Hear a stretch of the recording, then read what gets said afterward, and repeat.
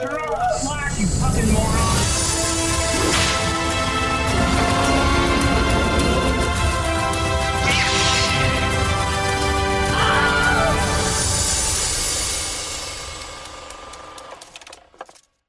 One, 2, 3, 4, 5, 6, 7, 8. Hey everybody, welcome back to Screen Share, a movie podcast about getting your soul sucked the fuck out of your body. I blew my mic out there. Interesting. My name's Adam Cook. Calder. Welcome to Scream Scare. That, you know what that sound means. It's we're in the scary month of movies for Screen Share, a movie podcast about Scream Scare. Calder, how you doing, bud? I'm all right. How are you? It's a movie Best thing to podcast do at the about beginning of a podcast 9. is to confuse the listeners about what's happening. It's a it's a movie podcast about 9, right? Yeah, it's a movie podcast about the film 9. The whole thing. The whole Every thing. episode's actually about this one. Yeah, because this is not a lot of people know this. This is the best movie. Yeah, sure it is. We'll get there. So we did Alien. Yes. And we did The Thing. The Thing. Mm-hmm. And we're venturing in a bit of a different direction for this one. So 9 is an animated film. Came out in 2009. Mm-hmm. It was directed by Shane Acker, who I was like, I recognize that name. He's probably done other things. Not really. Yeah. He directed the 2005 short film, also titled 9, which was nominated for an animated short film Oscar. Whoa. Which I didn't know. It didn't win. Nards. And before that, and I think also after that, he worked at Weta Digital. He worked most notably on Return of the King, the third Lord of the Rings film. Where'd that king come from? Where'd that king come from? He's probably going to return. Wow. But this film was also produced by Tim Burton, which I'm pretty sure I mentioned thinking was true in the Alien episode. But Okay. then I looked it up, and it is true. Yeah. Or I didn't look it up. It said it in the credits, believe it or not. And this movie also has a pretty great cast, in my opinion. Mm-hmm. You got Elijah Wood, John C. Reilly, Jennifer Connelly, Crispin Glover, Christopher Plummer, and Tom Kane. You big Crispin guy? Not really, but he's a name. Yeah, I he's recognize. Yeah. So this movie, before I get into more facts about this movie, I want to talk about my connection to this film. Okay. So this is the trailer for this movie was one of the first trailers I remember seeing for any movie, because my brother showed it to me on our computer, our family computer, during our limited computer time that we were allowed. He showed it to me because he was like, look at how awesome this is. Because I think the trailer is basically like the shot of 9 opening the window of the first building and it's showing just the ruined. Mm-hmm. Like, I'm pretty sure the trailer was just the intro bit. So it was just kind of like, whoa, what in the world is this? But I was like, that looks cool, but it looks a little scary. So I didn't really ever watch it. But then I was over at a friend's house like 7 or 8 years later. And he was like, you want to watch a movie? I don't really care what we watch. And I was like, we should watch 9. So we watched it. I don't think he liked it. But I was like, that was one of the weirder movies I've seen. Okay. It's just a bit strange. But I think I like it. It's just a bit of a weird one. Anyway, so that's kind of my connection to it. It's kind of always been in the back of my head as just like a movie that I've seen and like, but almost no one else I've ever talked to has seen. Which is part of why I wanted to do it on the podcast because I was like, I'm 99% sure Calder's never seen this film. Yeah, and I hadn't. And now you have. Yeah. Am I better off for seeing it? We'll see by the end of the episode. We'll see by the end of the episode. Anyway, so that's my connection with the movie. Had you heard of this movie before? Yeah, I vaguely remembered some stuff about it, but like, I don't know, you know me, not super into animated movies. Yeah. And I don't know. It was just like not... This movie's the movie to change that. No. And it's I don't know, also just it didn't have like a lot of buzz, so there was no urgency to watch it. Well, there was also almost no marketing for it.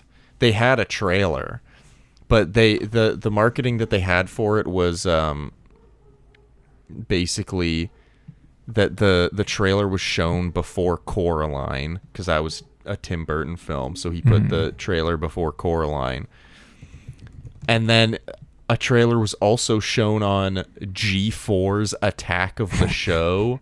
Interesting. I don't know if you remember that. Oh, yeah. It had Olivia Munn on it. Yeah. So that was basically the extent of their marketing, I'm pretty sure. Maybe they showed it like one other place, but like it was 2009 or 2000. Yeah, it was 2009. Mm-hmm. So it's like marketing wasn't really the way it is now, but even then it wasn't very highly marketed. That being said, it did make more money than I thought it did. Yeah. I assumed it was a bomb. But the budget was, well, it's a bit of a bomb. The budget was $30 million and it made $48.4 million, which I thought it was going to be like it made $6 million or something. But it made its money back. I think that marketing strategy is not that bad, to like put it on a gaming show and to put it in front of another big animated movie by the same person, because like those are the main people who are going to see this, you'd think. Yeah. Because people who are into freaky shit and people who gamers. But like so the whole movie is essentially like a video game plot. Okay. If that makes sense.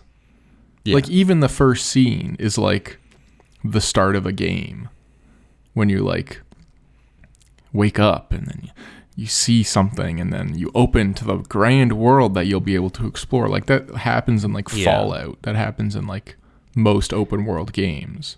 Yeah. And the first like 11 minutes has almost no dialogue. Yeah. And like maybe it's just because it's computer generated, but like the way the camera moves and like the sort of shot selection of it is very video game. There was one shot where he's like making his way from where he starts to the window. Yeah. And it's like a static shot where he's going literally from one end of the screen to another. And I was like, that's literally like a side-scrolling game. Mm-hmm. Where it looks like, it reminded me of like a Limbo or Inside, like those kinds of games. And yeah, like, so I get that.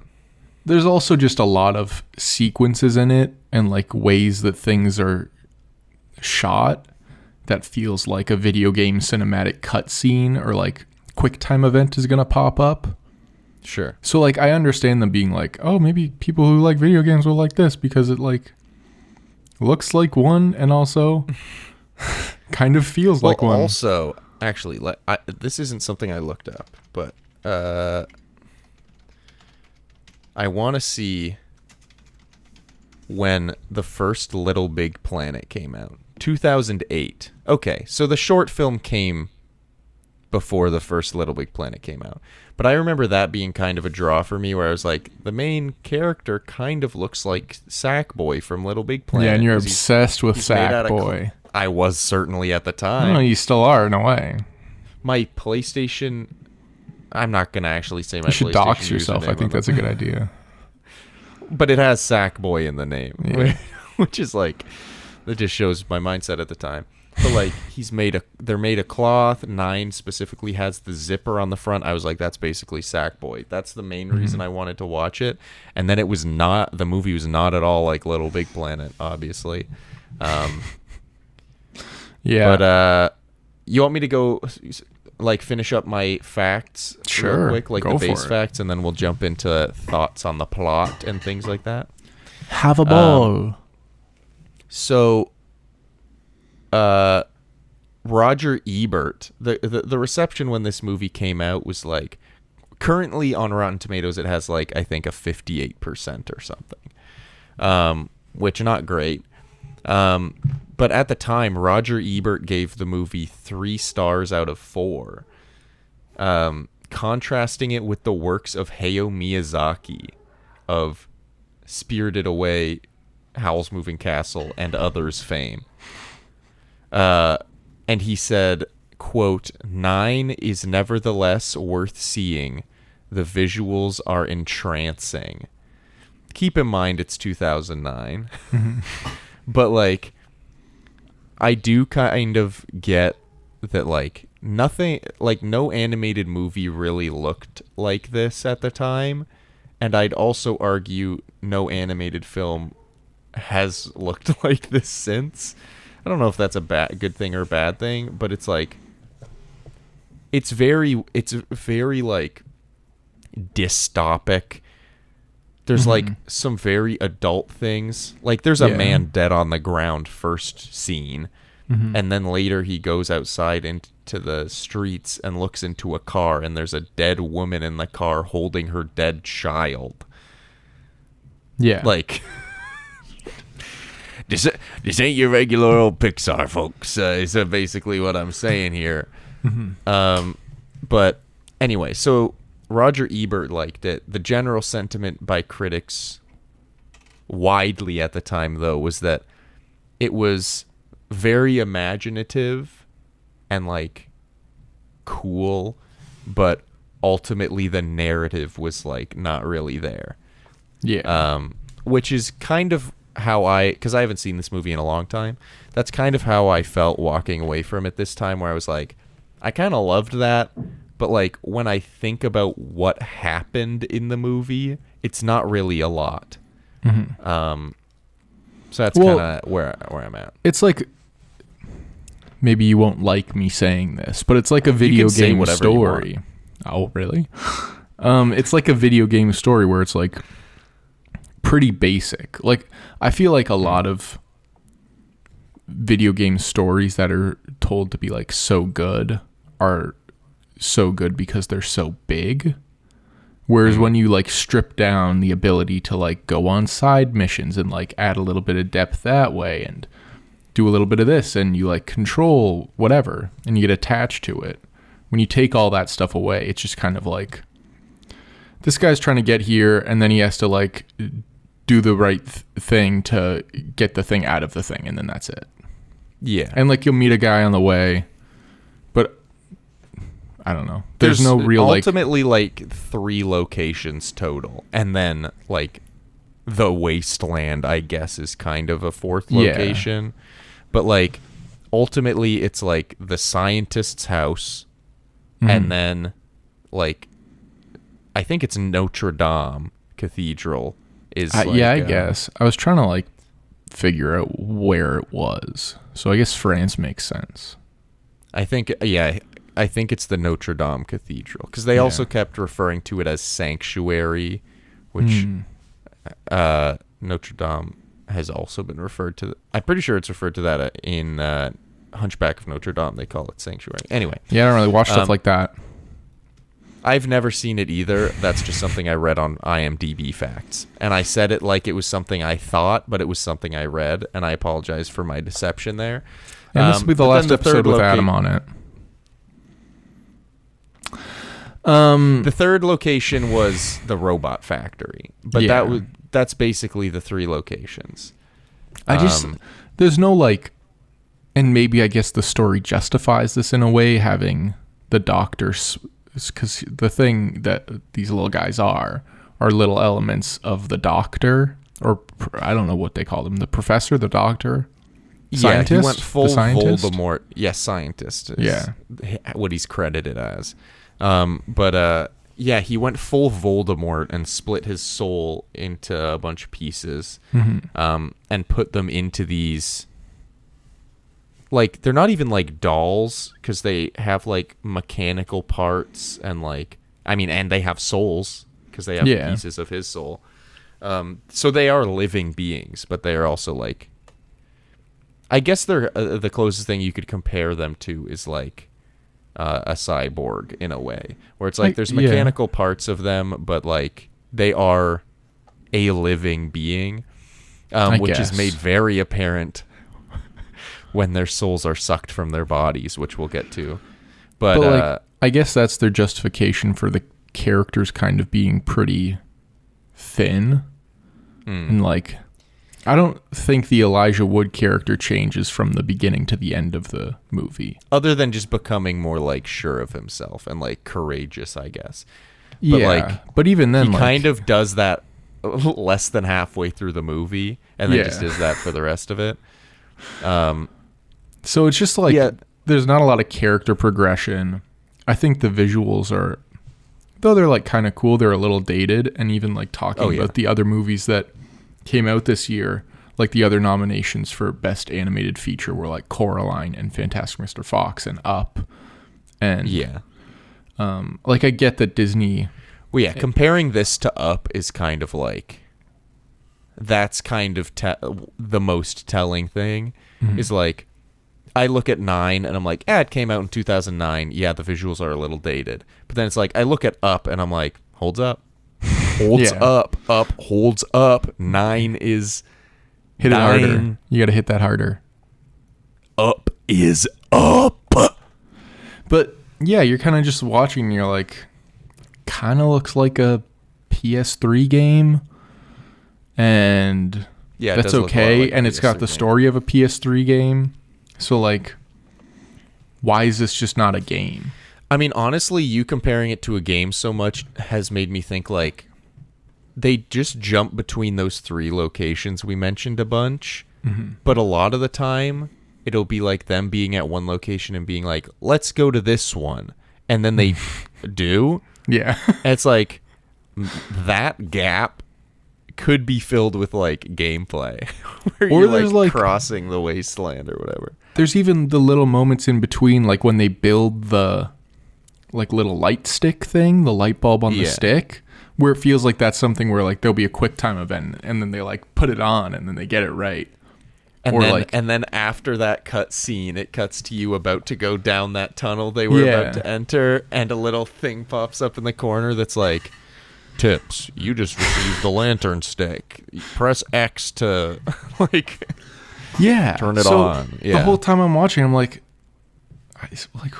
why is this not just a game? Like, so fun fact: a video game was made of this game, but it was a mobile game, right? Yeah. Which, yikes! I don't know. This movie feels inessential, I guess, and not that every movie has to be essential. Sure, but I was like.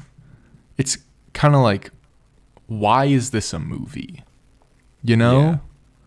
Whereas, like, I feel like good movies justify why they're movies instead of maybe a TV show or, like, a short film or a video game or something. Oh, so this is, like, something that's like, why is this a movie? Yeah. Like, it should be in another...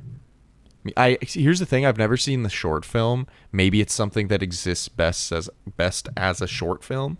I kind of I do agree that, like... And it's basically what happens in here. Like, it's got just shorter. A similar plot, and I think they have less of the characters.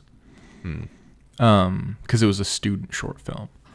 So he didn't have too many resources. Shane Acker made it while he was at UCLA.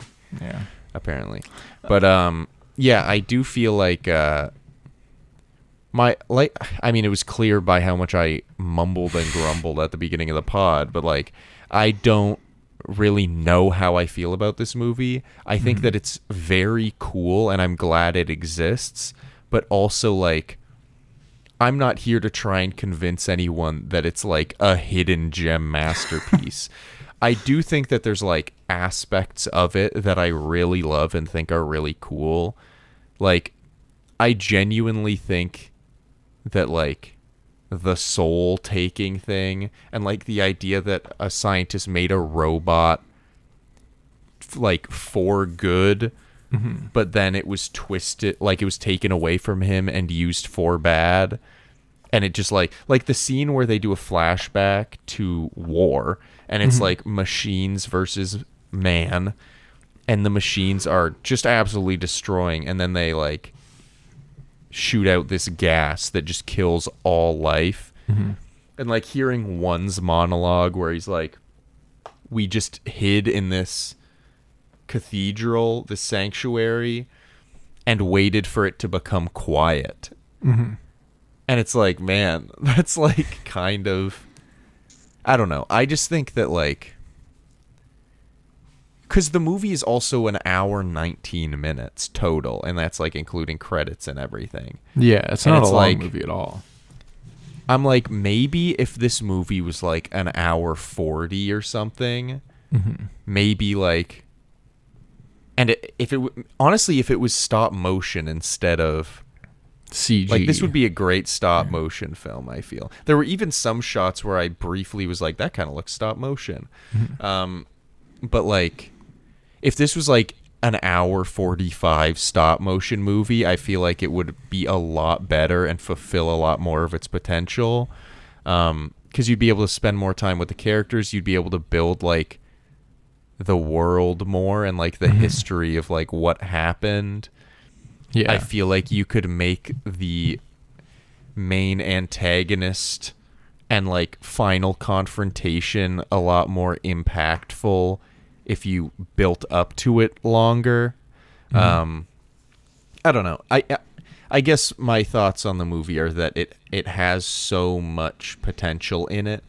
I just think that if it was reshaped a bit, it could probably be a bit better. Yeah, I think it's just kind of weak narratively. And I think it'd be a really cool movie if this was the first of someone's like long career. And you're like, oh, this was his first animated movie. And then he went on to make like a bunch of cooler stuff, and like his ideas were a little more realized.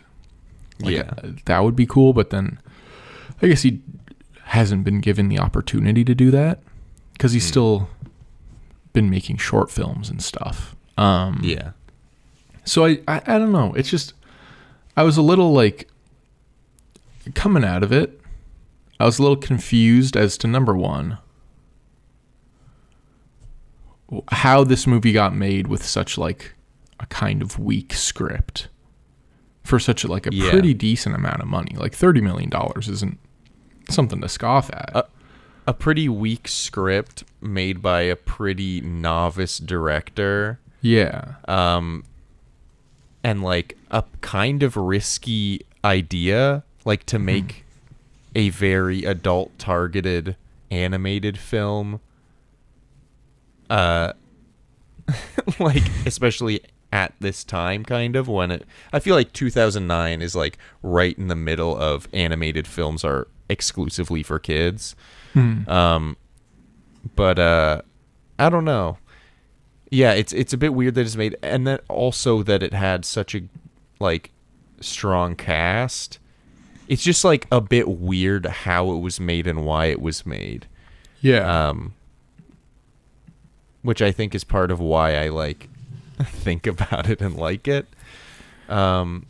Which also, by the way, completely forgot or maybe just never knew until watching this time when John C. Reilly's character 5 started talking. I was like, is that John C. Reilly? I had no idea he was in this. Anyway. Yeah, it's just like filled with a bunch of cool ideas that really like it feels like a video game world. You know, where like you can investigate, like go into like a house and see how the people lived or something like that.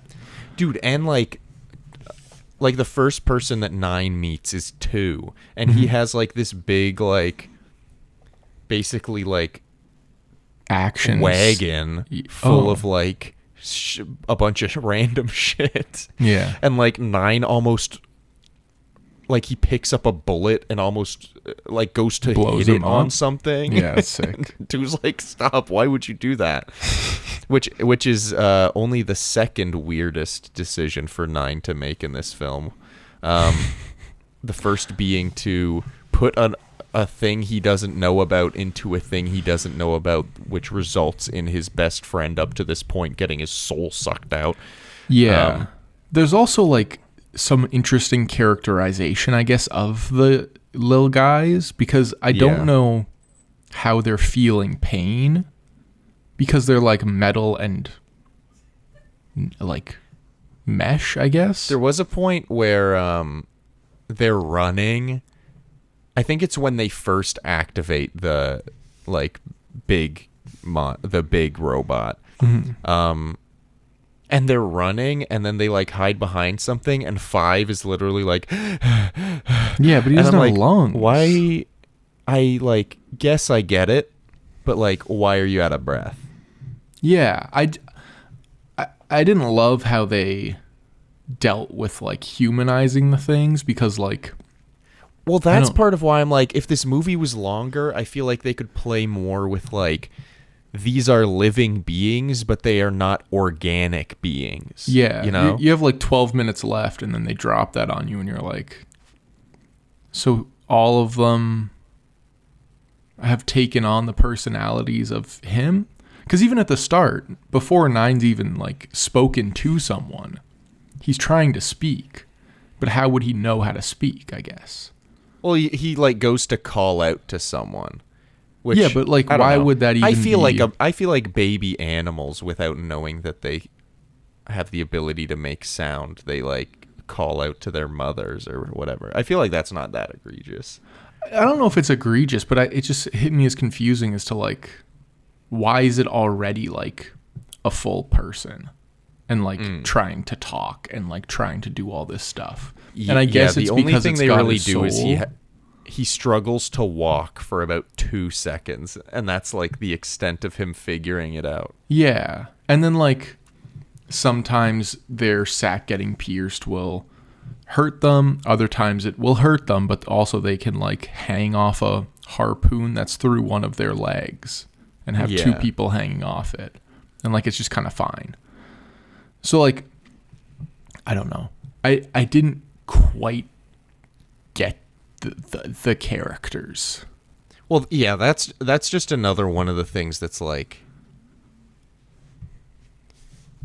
it doesn't ruin the movie, but once you start thinking about it, it makes you go like, okay, but like, I feel like they could have done that better, which I feel like is with most aspects of the movie. Yeah. Where it's like, that's not a bad thing, but like, I wish I knew more or they clarified it better.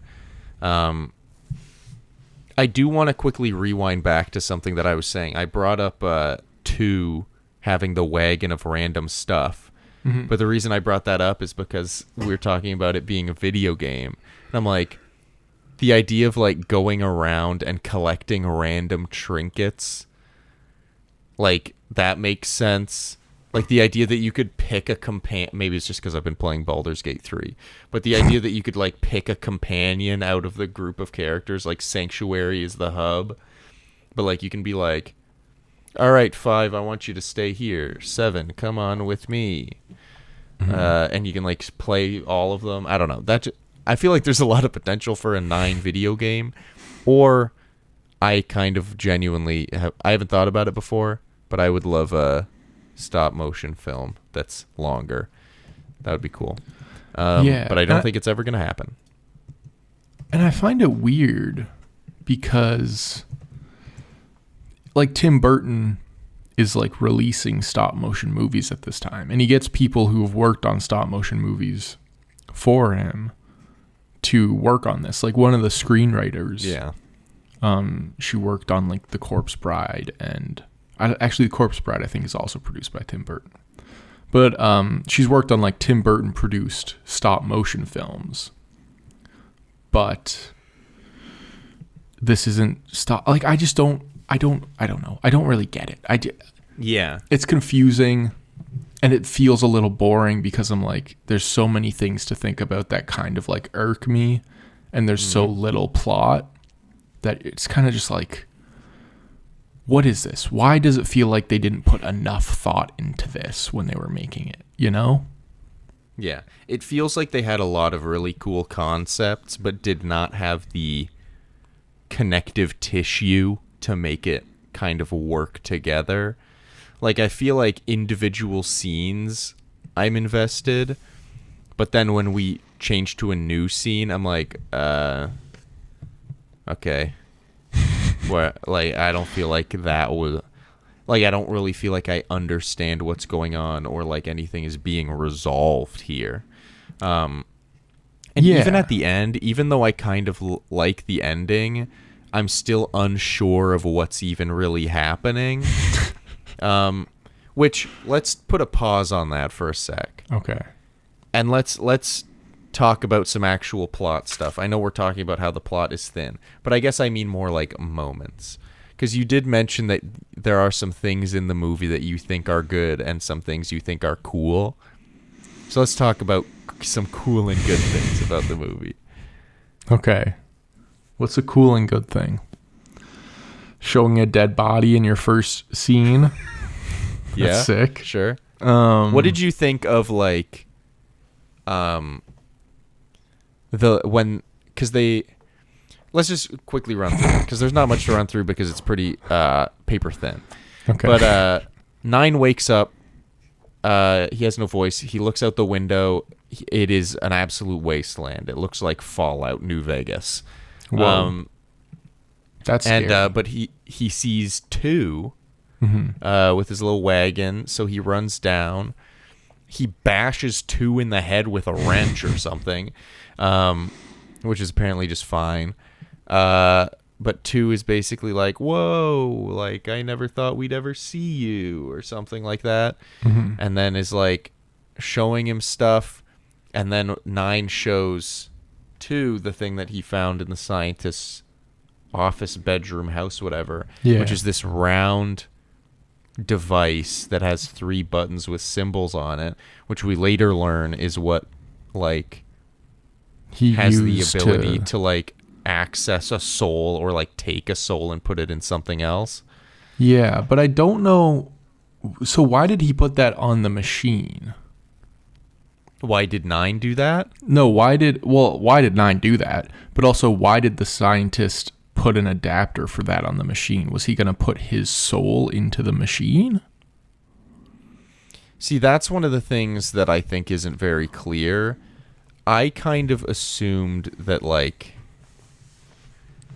because he talks about the like robot being something that was made for good. So my assumption is that the original plan was that, like, the machine would use that device maybe to create life in some way. I mean, he also made it with a big giant red eye in the middle, so that's not a very like friendly looking machine. Yeah, that's fair. That's a reasonable thing to say, honestly. I'm trying to think of anything with a big red eye that's good. Thanks, man. You in Pictures on a Summer's Day. Anyway, so 2 is like, whoa, you found it. 6 is always drawing this. Then a big robot dog comes and takes 2 away.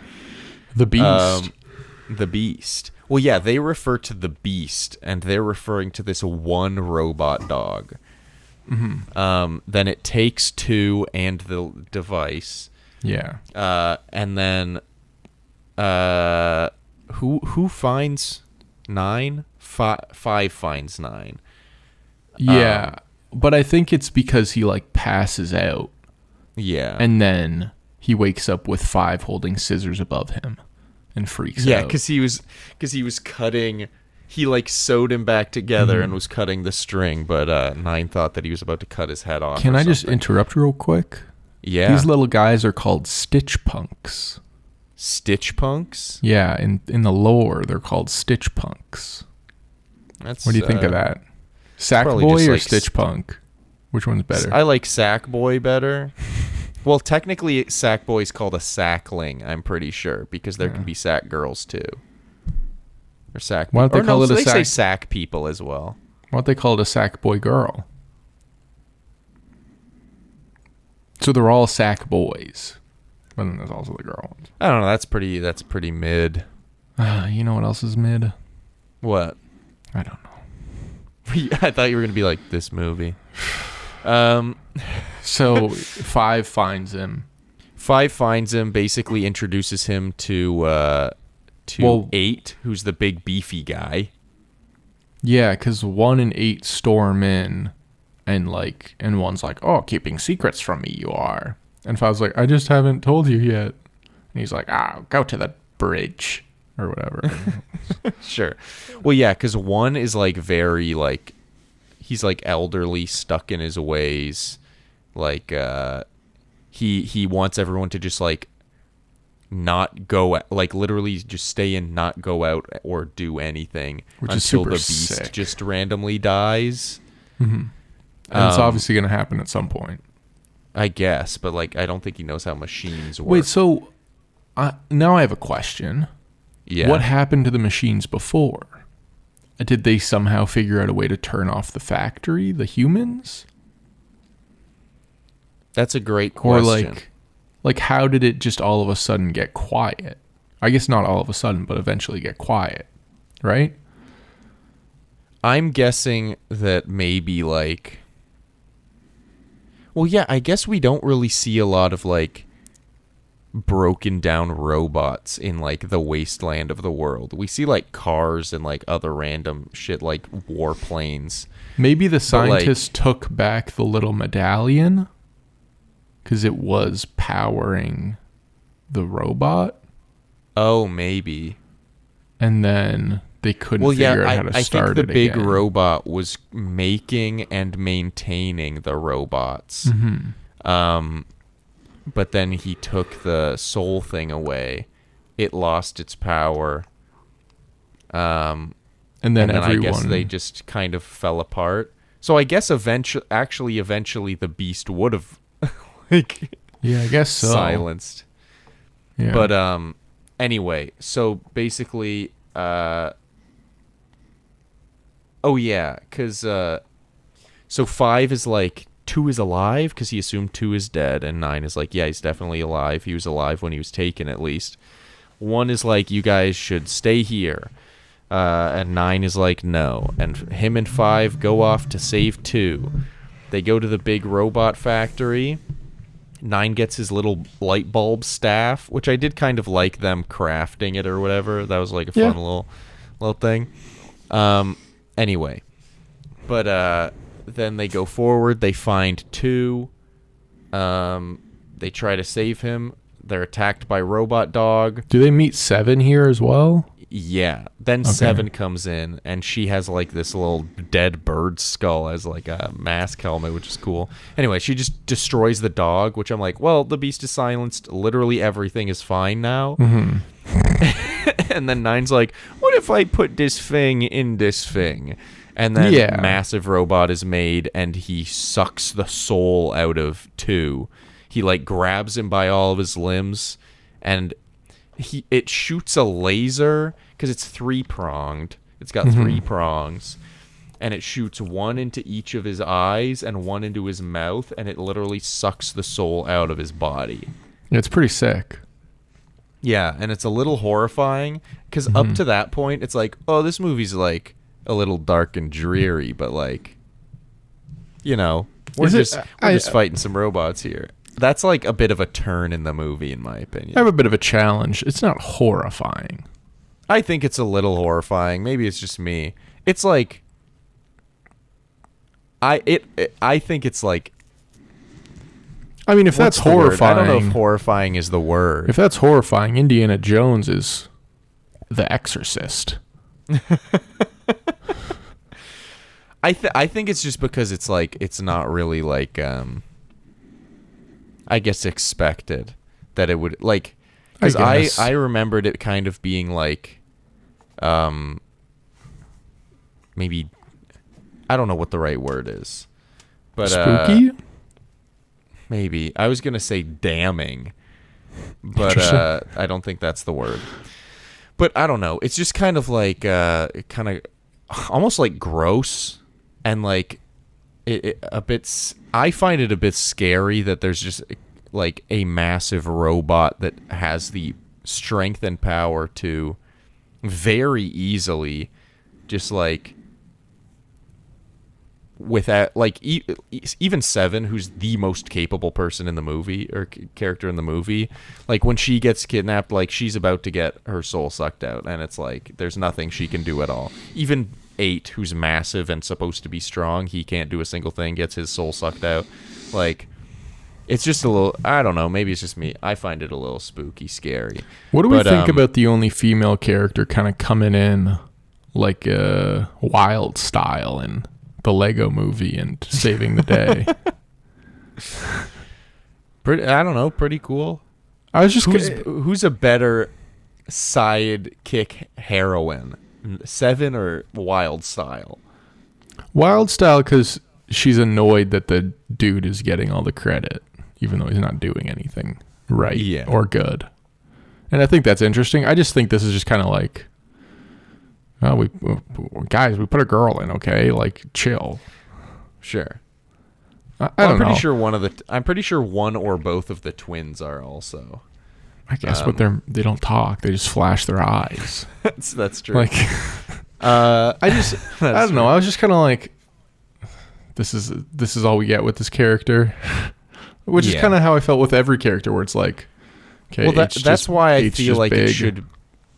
That's why I think like an extra half hour would benefit the movie a lot, because it does kind of feel like 1 is old, 2 is old and nice. Yeah, 1's old and mean, 2's old and nice. Yeah, 3 and 4 are twins who click their eyes. They got photographic memories, so maybe the scientist had a photographic memory. 5 is nervous.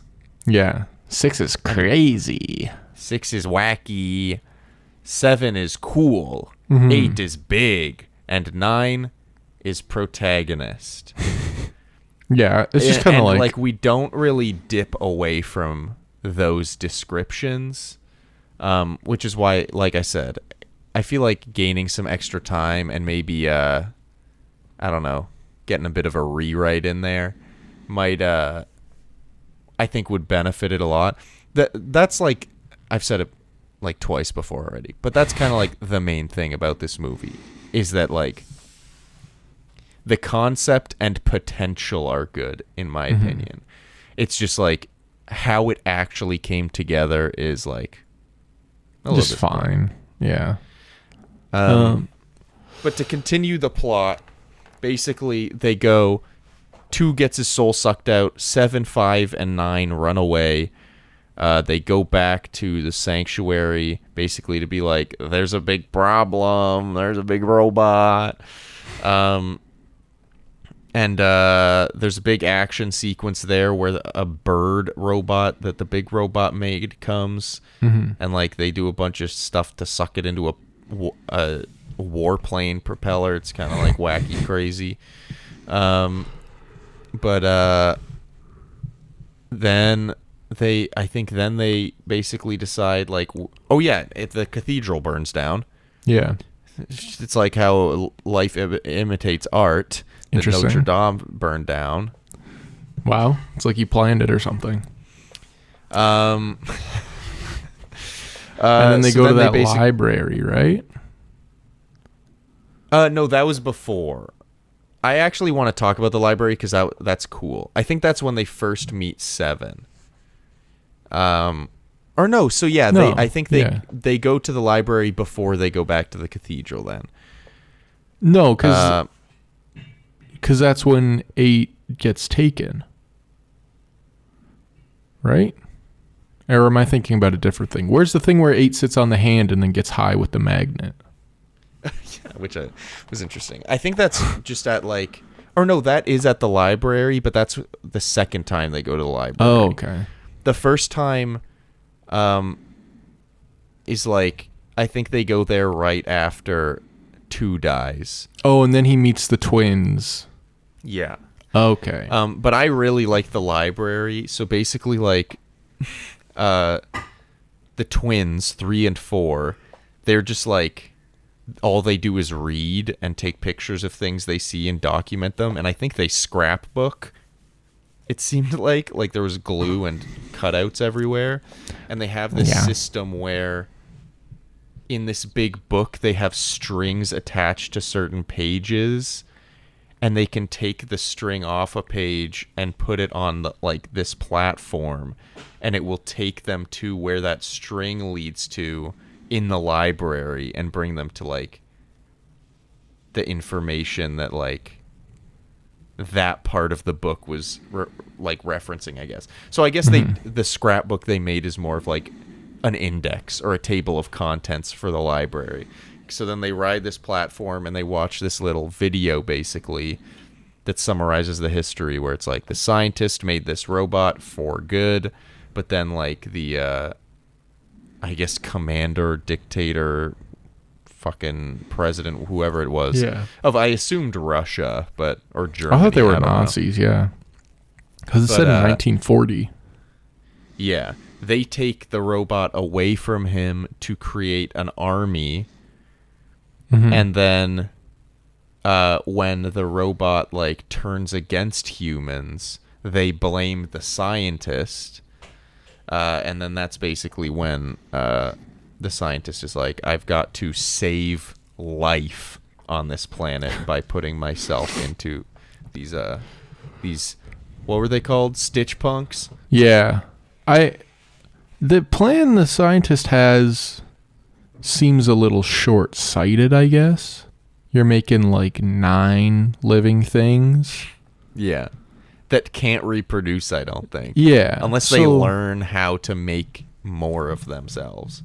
Yeah. I guess it's like maybe this is a prequel to Robots. You ever seen Robots? Everything's a prequel to Robots. Whoa. But I don't know. The plan seems a little half-baked. Yeah. And also like the commentary on science being used for evil, I don't know, feels a little underdeveloped, because it's kind of like, of course they would use this thing for evil. Yeah. You're working for evil people. Like, well, yeah, I don't know. There was the part of the thing where it's like, and he didn't keep up his side of the deal, and it's like I'm not sure. Have you seen the clothes this man is wearing? He's wearing a military uniform. I'm pretty sure he's not here to create life. I mean, the guy's like essentially Hitler, right? Like, yeah. I feel like that's a fair analog to draw.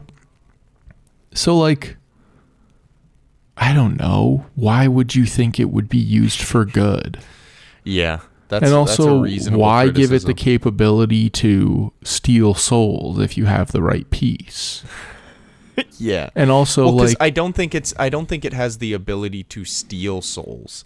It was or I don't think that was the intent, at least. I think in his mind it was like, this has the ability to like, or I don't know, because the way he used it was it took pieces of his soul and put it in something else. But a robot has no just soul. Uses it to take the soul out of the Stitch punks and just like hold on to them. So it takes them rather than like putting it in something else. It just takes them and puts them in itself.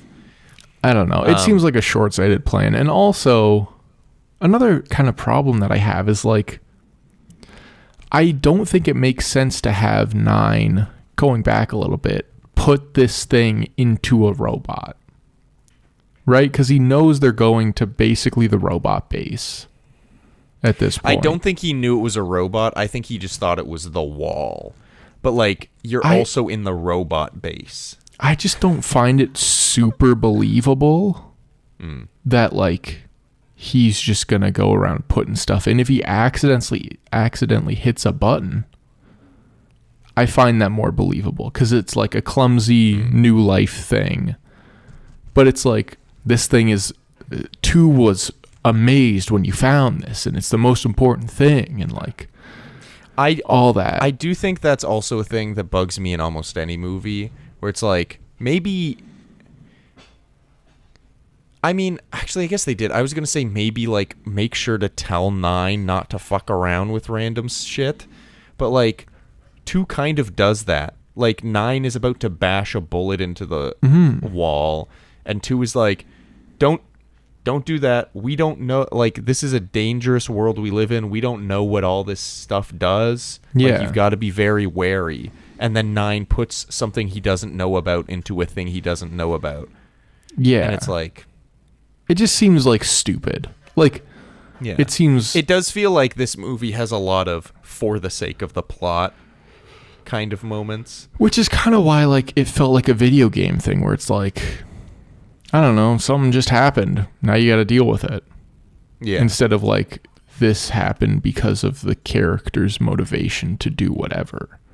Yeah. I don't know. I wrote down it feels like Ratchet and Clank. Hillary also told me that she found 1's crotch creepy because I think when he, like, crawls up everyone, you get, like, a crotch shot. Oh, nice. She did not like that. Did she watch very the whole much. thing with you? Yeah. It's not that long. What did she think? She's kind of the same as me. She's just kind of like, I don't know, it's kind of boring and, like, there's no real story. Yeah. Fair. We also watched the Friday the 13th reboot, and that has the same problem where it's Nice. boring and doesn't really have much of an interesting story. Which one do you think is better? Or which would you... Fast forward 3 years, which would you rather watch again? Interesting. I'll forget that 9 existed in 3 years. They'll probably re-release redo a Friday the 13th by that time. Okay, so, but how does that impact your... Because I might be like, let's see, let's watch the one with Kevin Bacon and then maybe skip a couple of the middle ones and then we'll watch the new one. I thought you were going to say, like, because you'll forget about 9, you'd rather watch that because at least it's like... No. I'll probably end up watching Friday the 13th, 2009. I think it was released in 2009. Well, no, I meant the specific Friday the 13th you watched versus... Yeah, this is the one I watched. Oh. The 2009 reboot of Friday the 13th. But I feel like I'll just watch that one again more recently. You know? Sure. I don't think Let's you do. jump Let forward me in the explain plot it a again. little Let bit. me explain it Nope. again. Let's jump forward in the plot a little bit. So they go to the robot base. They basically attempt to... Or no, they don't... Or yeah, they attempt to kill it. And I think they think they do, right? Yeah, they think they did. So basically the way they do it is like they throw a giant fire bear. Well, first 9 has to go into the base to save 7 and 8. He does not succeed in saving 8. So actually, I guess we skipped this part. 8 gets taken. He's using a magnet to make himself high, which isn't explained, but that's one of the things where I'm like, you don't really need to explain it. I'm just going to assume he's some weird mechatronic machine. He puts the magnet up to his head, his eyes go fuzzy, whatever. I do find it weird that he spends the whole time going, ooh, ooh. But anyway, thought that was interesting. He goes out alone into the courtyard, gets taken by like this weird snake with a baby doll head. Yeah, it felt very like something that Sid made in Toy Story 1. Toy Story. Yeah. It did. But it sews him up and like puts him inside of it. It just eats and him then up. does the same with 7. Anyway, so fast forward, 9 tries to save them, does not succeed in saving 8. 8 gets his soul sucked out. Succeeds in saving 7 in a somewhat cool action sequence where he like cuts through the stomach of this snake thing. I did find it kind of weird. He does this whole contraption where he like distracts the snake but then like runs away too soon so that like the distraction didn't, like he puts like canvas on his light bulb thing so that it thinks that's him and attacks it and starts sewing it up. But then like rather than leaving the light bulb there and using that opportunity to like get it while it's distracted, he just like runs out from there. So it just immediately sees him and starts chasing him. But then it gets like, he like tied it to some gears and it gets chewed up and killed, whatever. But he saves 7. They run out of there. The twins, 6, 5, and 1 push a flaming barrel down into the like factory, and the whole factory explodes. Pretty sick, I guess. And then they have the Over the Rainbow sequence. Yeah, they find a record player, play Over the Rainbow. Everything is happy. Everyone's smiling, goofing around, joking, dancing. Everything is cheery. Did you believe that it was over? And I didn't really like how that was done either. It felt very like... I think that's the wrong song for what they were trying to achieve. But I guess it's hard to pick a different song when it's set in 1940 and it has to like be a plausible record that was released. Yeah. But I was just kind of like, I don't know, there's no real impact to that song. It's not like super celebratory. It's a pretty downbeat song. Like it wasn't even an upbeat version or something. So you're just kind of listening to like, and they're doing these weird pranks where like the twins are riding the handle and like flashing her. Their eyes at 7, and then she like scares them. And then you just see this thing like crawl over the mountain. And because 5 is like looking at the other vinyls, because I guess he's going to put another record on, and one of them rolls away. He chases it down a hill into the rubble. Yeah, Idiot. It's pretty sick. And then he basically sees the big robot in like through the smoke, kind of like getting up. And I do kind of like how that is, how like from that point forward is done, where it's like you kind of see it in the smoke. You kind of realize what it is before 5 does. It cuts back. Over the Rainbow's still playing. Then you see him like running, and he's like, it's still alive, we didn't kill it. And then like, I think one of the twins is like on the record spinning around, and then like trips over the record and makes it like go off. And like, that's when all of a sudden it's like, I don't know, I feel like I like how it moved from the happy into the like panic. I do agree that like the happy sequence, like maybe it is just song choice, but I feel like it just could have been done in a way that I believed that it was actually happy and over better. But once it actually does the transition, I like it. Yeah. I don't like that 5 gets killed. Like, I kind of feel what's gonna happen. You know, they got numbers. They're gonna kill them all. Yeah. I guess I just feel like if this movie, like, I feel like 9 times out of 10 this movie is made, 5 makes it to the end, or 5 makes like one sacrifices himself later in the movie when they ultimately defeat the robot. Like, in my mind, I'm like, that is where 5 should. I don't know. I just didn't expect, upon my first watch, 5 to like die there, especially because I feel like he's the most likable character, at least in my mind. I mean, probably just because it's John C. Reilly, but he just does a good job. Yeah, I guess so. He's the most likable one to me, and like, they kill him after they've tried to convince you that like everything's okay. So it's just, I don't know, his death kind of feels like very emotionally manipulative, I guess. I don't know. Yeah, I don't know. I think like the script is so unspecific about the plot points that this could basically have just been anything kind of covering the script. Like, you could have put any style or whatever over the script, and like, sure, it could have worked. Like, there's probably like 6, like so many other movies that are just built exactly like this one. They just have a different aesthetic.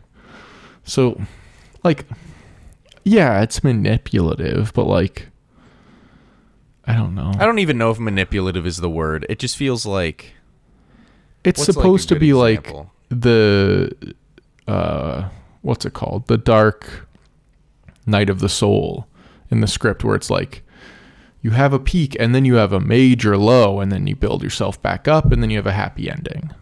You know what I think it's like? What? It's like if at the end of Return of the Jedi, the Death Star exploded and they succeeded. But you know how Lando Calrissian is in the Millennium Falcon? He blows up like the reactor core or whatever, and he's like flying out of it, and like fire's almost getting to him, but then he gets out just in time and goes, yeah, or whatever. Mm-hmm. I feel like it's like if that happened, but Lando died there. Mm-hmm. Where it's just like, okay. Like, that would just feel weird, where it's like, this is kind of like a moment of like triumph and success, and like we're just gonna kill like a likable character. Why? But it's not like he got hit by a falling rock while they were celebrating, right? Like, it was a moment of triumph and success that was cut off by the fact that they weren't actually successful. Yeah. So it's not like it's not like someone is like they just shot him, you know? Like, Yeah, he I died guess so. because they didn't actually get the job done. I guess so. And they need to figure out another way. And like, I think it's supposed to reestablish like stakes of like, this thing is dangerous and it could kill you. But Five, I guess, is the most likable character, but it's not like I care about any of them, you know? Fair. I understand. It's kind of like, I don't know. Yeah, I like him, but like, I like a lot of dogs. I like almost every dog. Okay. You know? Would you rather have a dog or a Stitch Punk? Probably a dog, because a Stitch Punk seems annoying. They seem like, I don't know, they'll try to talk. Here's the truth. I always, like, as a kid, dreamed of, like, my action figures coming to life and me just, like, having a little friend. So I gotta choose Stitch Punk there. I love dogs, but... And I guess you could still see that to this day. I Yeah. could still see what.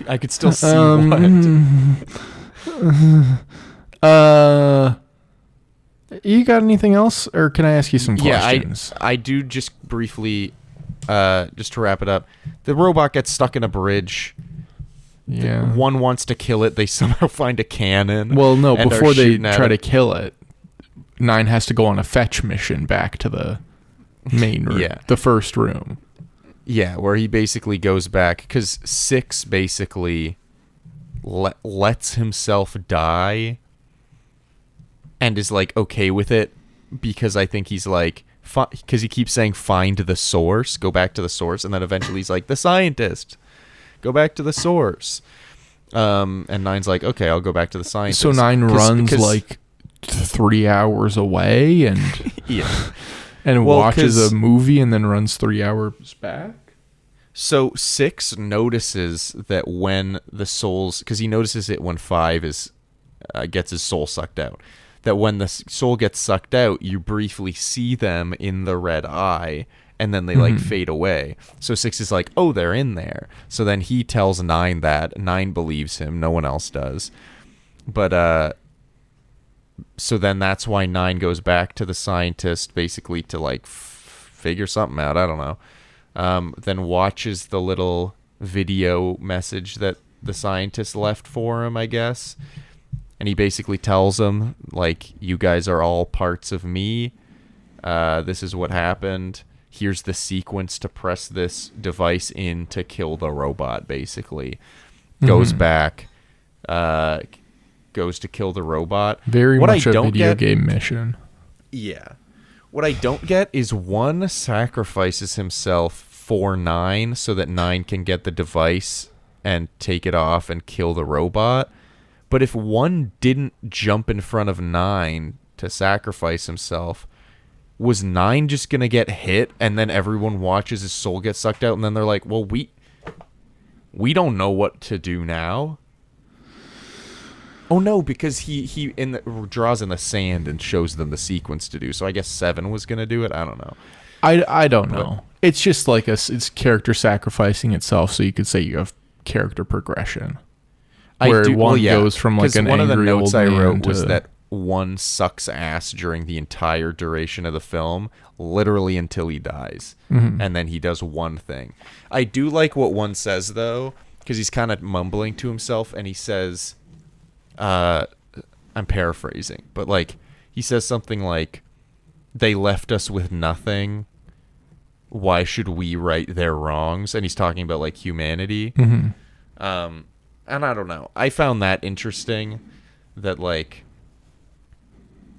I think a lot of his like disdain and like personality throughout the movie can be like kind of tied to that belief that like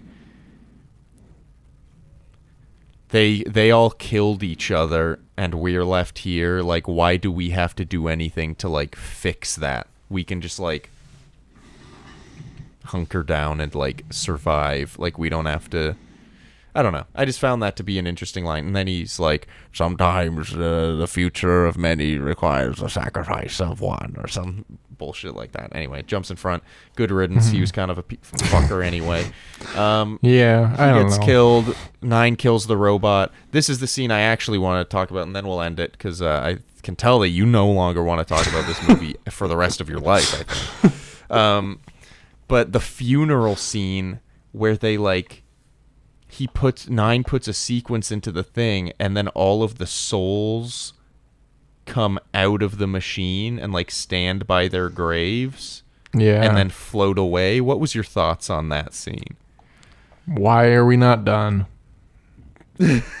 See, okay. I don't know. I was just kind of like, I don't know what this is doing for any of it. Maybe if they came back to life or something, or like they went into their bodies, but like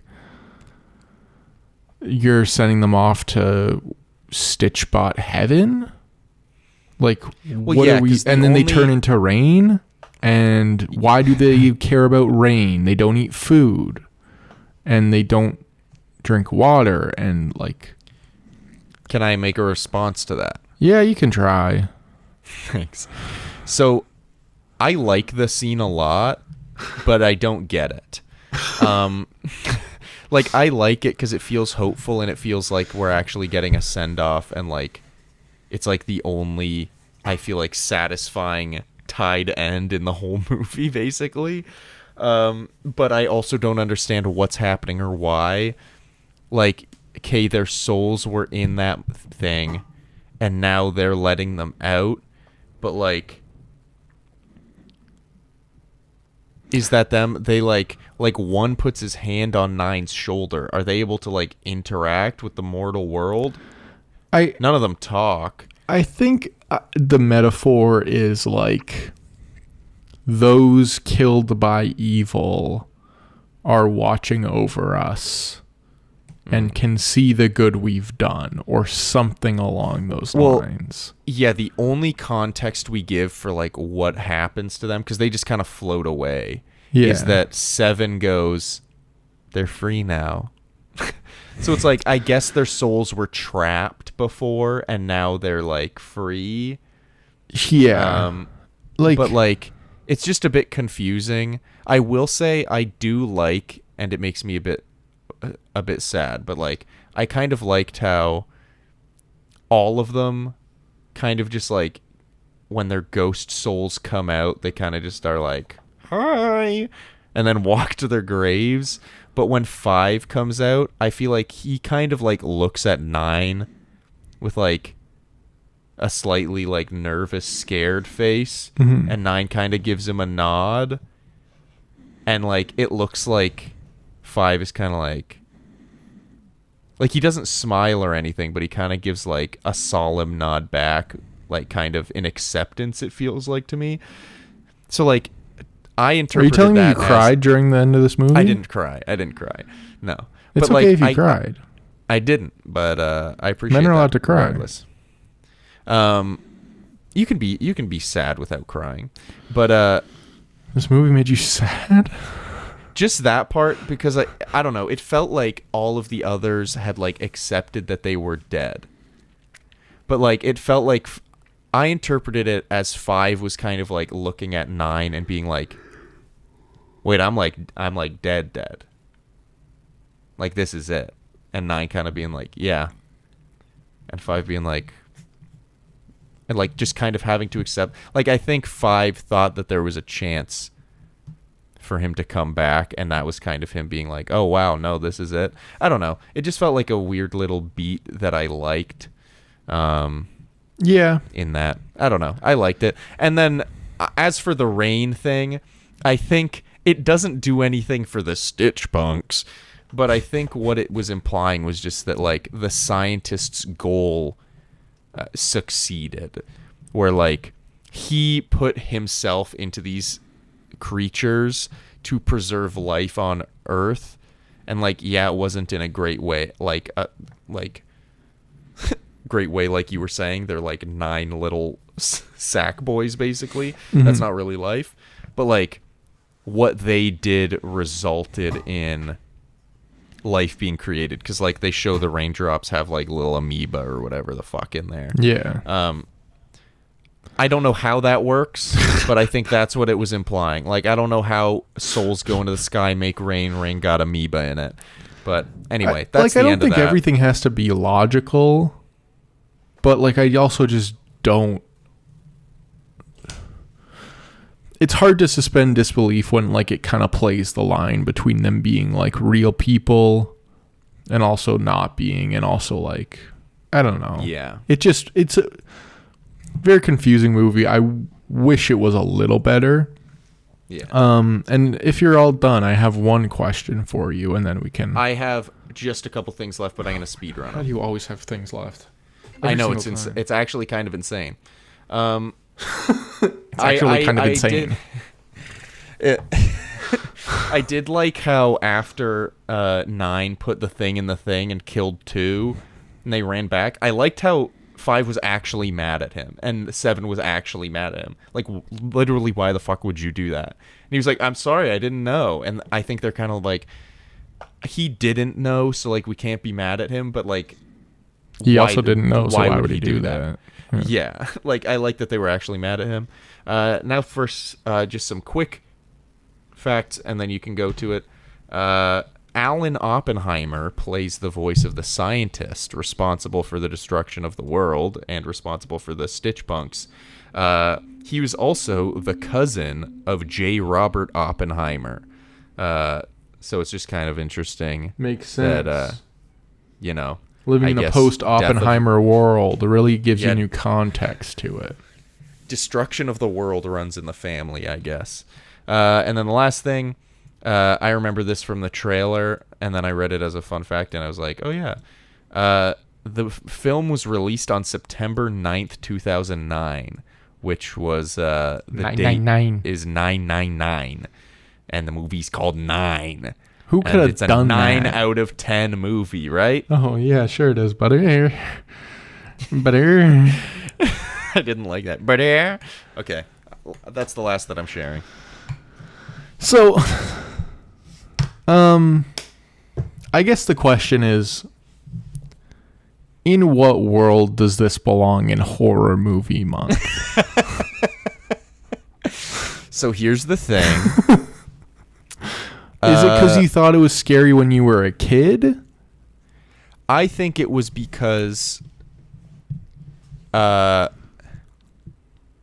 it's like got scary themes and spooky ideas. But like, I mean, here's the truth and honesty. I've always kind of thought the scenes of the Stitch Punks getting their souls sucked out was a little disturbing. So that's kind of why I chose it. Now, here's my other defense. I didn't remember this movie very well. So I think if you go back to the Alien episode, and we're talking about how I still hadn't chosen my second movie for the month, I had gone with Get Out, but then we decided to do Jordan Peele month next year. And then I was going to do Signs, but then I realized that's a movie about aliens, and you and I had both chosen 2 other movies about aliens. So I was kind of like, I don't want to do another aliens movie. And then we kind of decided that this was scary month, not horror month. So I was like, I could probably squeeze 9 in there, man. I guess you could. Know. It's just, not necessarily a scary movie, I should say.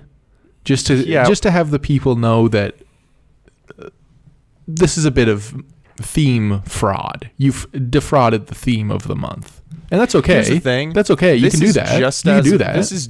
This is just as much a scary movie for Scary Movie Month as Silence was an Adam Driver movie for Adam Driver Month. That's my thought. I feel like we've had worse fits in months of like... Yeah, but Adam Driver was in that movie. And it's like, he's working with one of the great directors. And it like... You're telling me there's nothing spooky about this movie? Dude, no. I could watch this movie with the lights off and 3 wolves in the room and I'd still be fine. I would not be scared at all.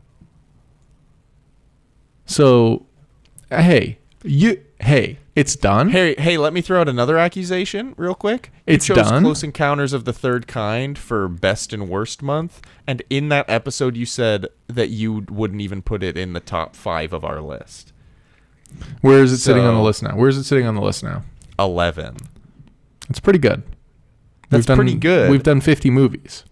I don't think that's true. But I'm just saying, for best, you chose a movie you didn't even think was top. Yeah, but that's also a bit of an opinion thing.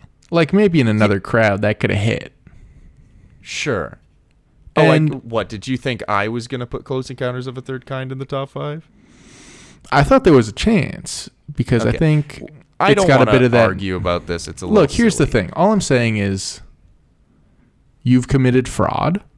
Sure. And that's okay. Here's the thing, this was bound to happen. I'm okay with it happening and the result being me getting a movie I wanted to put on the pod but had no idea what month to put it in. The other thing that I find slightly more egregious, though, is that next month is animation month. So? So, I mean, you just had to wait like 2 weeks. Yeah, but I have other movies I wanted to do more in animation month, so... And we'll see what those are... next month coming up. Anyway, I just wanted that to make that known. And where would I like? I understand, because honestly, I finished the movie and I was like, I'm not sure that fits. Yeah, but it's over. It's happened. If you were really hoping for horror movies and watched 9 for our podcast, I apologize. But so where are we putting Adam Driver in this thing? Maybe as like, does 8 say anything? He does, but he mostly maybe as the Elijah Wood character. Elijah Wood's kind of unremarkable in the movie. Not that it's like it's a voice performance, but like there's no. That's rude. There's no like. I don't know. I just like there's nothing special about his performance in this movie. Yeah, I do feel like he's a very vanilla protagonist. He's kind of like... So yeah, maybe throw Adam Driver in there. Yeah. I was going to say put him on I guess just because his voice sounds closest to John C. Reilly, a part of me's like put him on 5, but... I think John C. Reilly's really good, though. Yeah, I agree. Yeah. So yeah, maybe put him as 9. I don't know. Yeah, that's fine. I don't know. I don't care about that one. Okay. Do you want me to say where I put it first? Because I know you're going to put it lower. Okay, yeah, sure. I was thinking just above Waves. No, I'm joking. I think that would kill you. That was I could tell you rolled your eyes with your eyes closed. I can also tell that you really want to leave this call. alcohol and go eat something. So let's wrap this up quick. I don't know. I'd probably put it above like...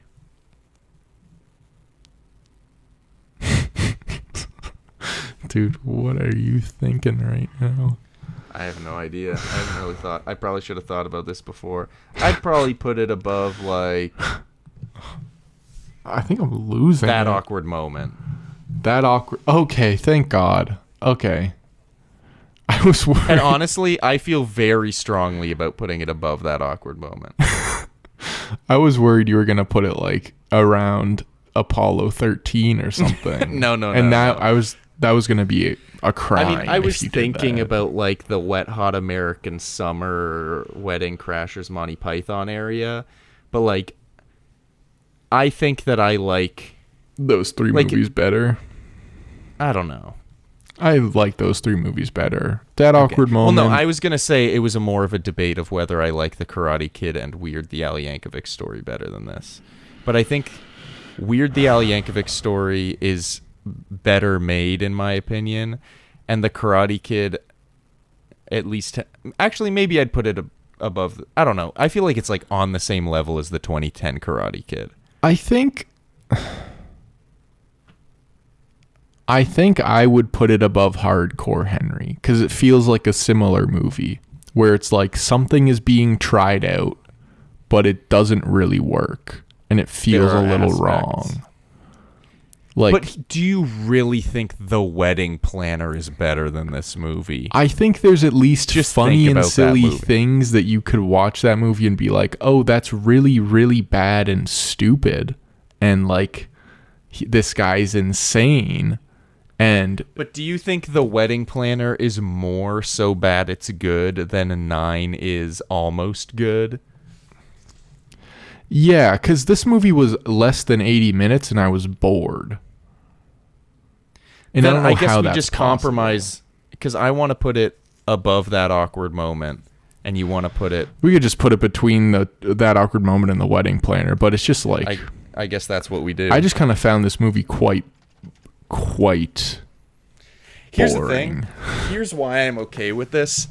We gotta get more mid to bad movies on here. Yeah. All of our movies are good. I think that's fair. We got... And here's the thing. I knew it was gonna go low. I was hoping that it was better than I remembered, or that it matched up to the nostalgia that I had, I guess. But it was just fine. Next week we So got that- 7, another number movie. Yeah, that one I'm really excited for. That one probably going around the same area on the list. We'll see. I'm joking. I mean, here's So- one thing that it has in its corner. The guy who made it has made other feature-length films. As opposed to this Nice. one, that has not happened. That's fair. Maybe That's soon, fair. though. Yeah. How about this? We'll make this. If Sean Acker releases another feature-length movie, we Shane. will we will cover it opening weekend. Okay. If he ever makes a feature film again, that sounds like a deal. I mean, I think he's just a VFX guy who was given the opportunity to make his short film into a feature-length film, and it just didn't fully... That's why I feel so good Blossom. giving you this proposal. All right, so that's 9, the animated film from 2009, at 38 on the list currently, under That Awkward Moment and above The Wedding Planner. Whoa. If you're listening on Spotify, we've got a little question you can answer. Let us know what you thought of the film. And the question is, how many numbers do you know? No, the question is, what did you think of the film? How many? Give us every number that you remember. And go. 1, 2, 3, 4, 5. That's it. That's it. Honestly, that's where I leave it. You shouldn't let me punch you in the head so much. It's really hurting your brain. I think there's other things that are hurting my brain more, but I do appreciate your concern. I'll keep punching you in the head. All right, Calder and I are both going to leave and go eat something, and I also have to edit this podcast, so we'll catch you next week when we watch 7, wrapping up our scary, spooky, horror, yikes, what's going on, wacky month. Next month is animation month, but we'll talk about that more next week. Probably not much more than we are right now. I'm rambling, trailing off. All right, bye.